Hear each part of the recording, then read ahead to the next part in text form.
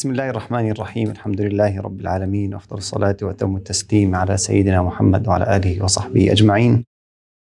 اللهم علمنا ما ينفعنا وانفعنا بما علمتنا وزدنا علما وعملا متقبلا وإخلاصا في الدين يا كريم.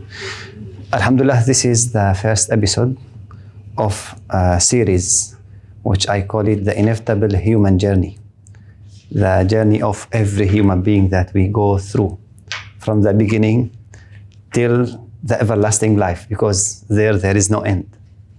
So we go through 5 phases. We call them alam, 5 alam. Number 1, it is alam Azzar that we start with, and then we go to alam Arrahim, which is the womb, and then this is the mortal life, the dunya we are in. So 2 pre-mortal life, 2 before the mortal life, and 2 post-mortal life. Dunya is the mortal that we will come to an end.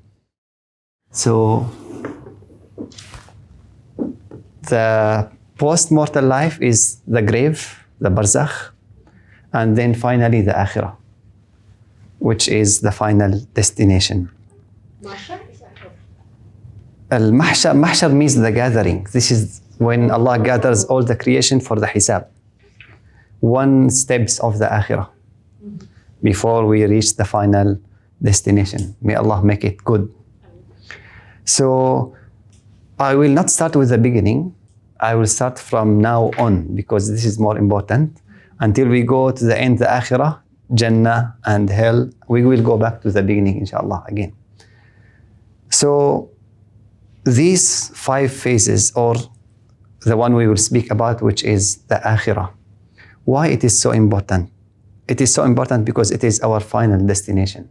We came here not to live here, because in fact in dunya we are aliens.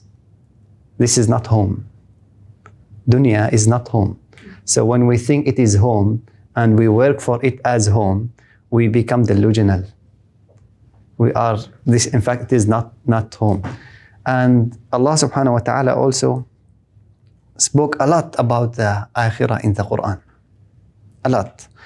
And the Akhirah, it has many names, like Yawmul Hisab, the day of judgment; Yawmul Jaza, the day of retribution; Yawmul Fasl, the day of separation, because Allah separates between haqq and batil, good and evil; Yawmul Qiyamah, the day of resurrection, and other names.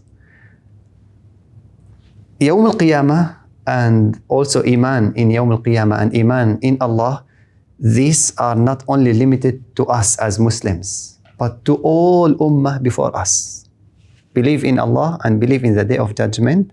This is for all, from Nabi Adam until the day of judgment, for all human beings, not only for us. This is a request for everyone. And Rasulullah ﷺ in a hadith told us how this day is very important. And he said, قال Rasulullah ﷺ, إذا زلزلت, all of us memorize إذا زلزلت الأرض زلزالها.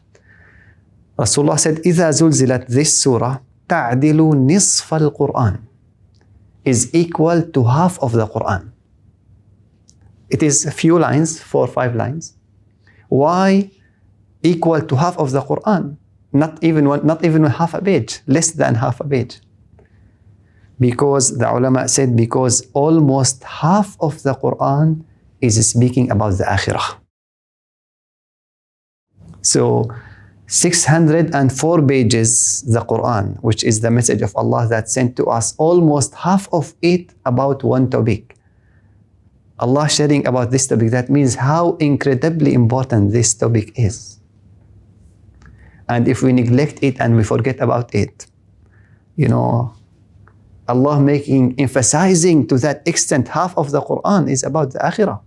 There is no surah except at the final pages of the Quran, like Surah Al-Ikhlas, Al-Kafirun, and other short surah do not speak about the Akhirah, but every surah speaks about the Akhirah. You will find in every surah, almost every surah that is 1 page and above speaks about the Akhirah. So it is so important to this extent that Allah make half of the Quran about it. So it deserves to make it our topic to start with. And by the way, some people think that when we speak about the Akhirah, about death, this is a negative topic. I know some people, when we speak about this, please keep silent, we don't speak about this. And they think that this makes us a negative human being, while it is vice versa. The opposite is true. The Akhirah, when we speak about the Akhirah, it makes us positive human beings. And the big example is the Sahaba of Rasulullah, the companions. Before they believe, before they become Muslims, when they were worshipping idols and stones, there was no Akhirah for them. They were in Zaman Jahiliyyah. They were ignorant people, kill each other, attack each other. They were killing their newborn babies alive and burying them alive. You know this? Why?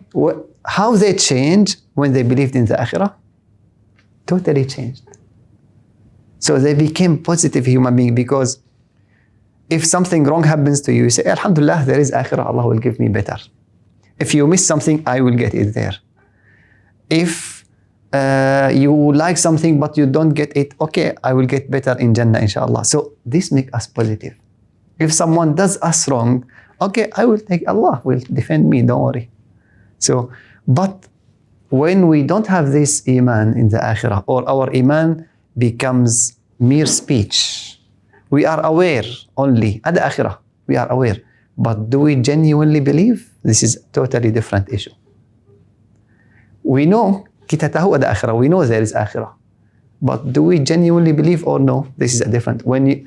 Okay, if there is a snake in this room, our faith, our belief in the snake, that the bite of the snake kills, do you think anybody will remain in the class, in this room? We will leave the camera and also run away. Am I right? Yeah. Why? We have Iman in that.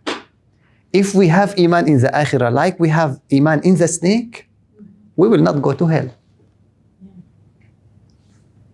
But we are aware of the Akhirah, we don't have Iman. Our Iman is just mere speech. So that's why the word Iman is a very deep and intensive word, not a mere speech. To say something, to be aware of something, is different from believing in it. We know the bite of snake kills, but no snakes here, so alhamdulillah, no problem. But if we see one, so we run away. I hope when we see the Akhirah, we cannot run away anyway in the Akhirah. Now we are enabled to have a choice. There is no choice. So without the Iman, the belief in the Akhirah, our life will be mess. Because when people don't believe in the Akhirah, what happens? They think that Dunya, all there is. This is the life, and after that, nothing. So they want to get as much as they can from fun, from desires, from food, from drink. Even that cause them to kill others, no problem.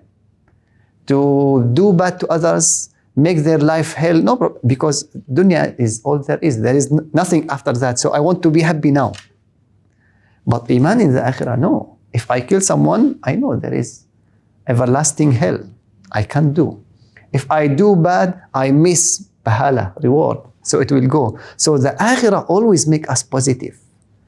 The Iman in the Akhirah, anything you want to do, what happens? We think, is this gonna be good for me or bad for me? So this is the importance of Iman in Akhirah. In fact, it changes the companions of Rasulullah, the Sahaba, from negative, not only negative. Imagine, now all of us are parents. Imagine someone, when they got a newborn baby, they dig a grave and bury her or him alive. Wild animals don't do that. So life at that time, life in the jungle was way better than their life. But when Iman in the Akhirah came, they became the best generation. They flipped from this kind of worse than animals to the best generation, the generation of Rasulullah sallallahu alaihi wasallam. What changed them? Iman. But Iman was genuine Iman, not a mere speech. So they knew what does it mean. And those who were successful in their life, the companions and those who followed them, those who believed genuinely in the Akhirah. Because you like it or not, we're going to go there. After a while, where are the previous nations? The nations that Allah told us in the Quran, Ad, Thamud, and others. And even 100 years ago, not long time ago, as if never existed. The generation after us, for them, we, as if we never existed as well. So we are walking the green mile. We like it or not, the body will go back to recycling, to the same source where it comes from, to the earth, and the soul should go somewhere. We will see, inshallah, later on today. So we need to be ready for that. And those people now, when they genuinely believe in the Akhirah, in the day of judgment, they become positive human beings, they become closer to Allah, and then when they get closer and closer, they start to see by the nur of Allah. Because when you get closer to someone, you get from his attributes, from his sifat. If you become closer to the king has power, you start to have power. The king rich, you start to be rich. If you get closer to the lecturer has knowledge, you start getting knowledge from him. When you get closer to Allah, you get from his sifat also. So when those people, I hope that all of us become like that, inshallah, become closer to Allah, Allah starts showering us with his sifat. Allah has knowledge, alim, we start to have true ilm. Allah's name is al-mu'min, we start to have true iman. Allah's name is al-hakim, we start to have hikmah, wisdom. So Allah the closer you are, the more you get. Yeah. Becomes closer to Allah means more praying, more ibadah. Okay. The issue is not rituals that we need to do. Mm-hmm. Many people now, Muslims and non-Muslims also, they think that religion is a set of do's and a set of don'ts. Mm-hmm. No. It is definitely not. Yes, there are things to do and things we should not do, but it is not like that. If you say Allahu Akbar and you stand up, do you think Allah needs you to pray? When you stand up, you are giving favor to Allah. Allah needs you to stand up so He gets something from you. When you give sadaqah, He needs your money. When you fast, you save some food for Him to give to others. He needs the food. No. So the ibadah that we do, we think that I'm praying, why is this difficulty happening to me? Do you think when you are praying, you are giving favor to Allah? No. This is just an attitude of gratitude. Showing Allah that, Ya Allah, terima kasih banyak. Thank you very much. So religion, in fact, going back to the question, is how you are close to Allah, connected. And that connectedness starts in the heart. When you love something, you don't forget. When something like, for example, today, I wanted to come, I prepared another episode early morning in the office. So I get up 4 o'clock. And then I came here and so on. I have been for 1 week trying to get up 4, I get 5. Every day I try, I set the alarm, I cannot. I have something in mind I want to do. I get up 4. I even got before the alarm, goes off. I got 3:45. So when there is something important, we do not, forget about it. So when Allah is important to us, we don't forget about Him. Why we make ma'siyah? Why we sin? We sin when we forget about Allah. When you remember Allah, we don't sin. So the issue is, the closer you get to Allah subhanahu wa ta'ala, that means how you are connected to Him deep in your heart. The ibadah comes a byproduct, an automatic byproduct that is generated out of this love.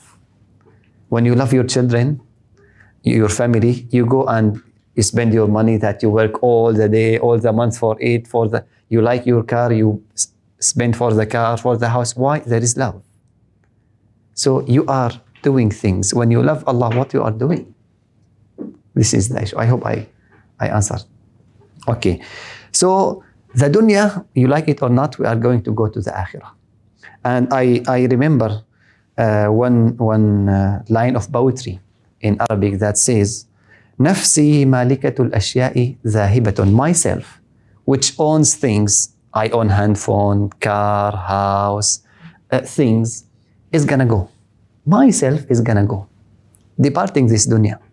فكيف آسى على شيء لها ذهب. How come I become sad about something that it owns if it goes? If I have the handphone and I lose it, how come I become sad about it? I should be sad about myself because I'm the owner, I will go. So I be sad about something that I have. I'm more important than it. So if you want to be sad, don't be sad about dunya. Be sad about yourself. So this is the importance of this series, why we want to start this series. This was just an introduction.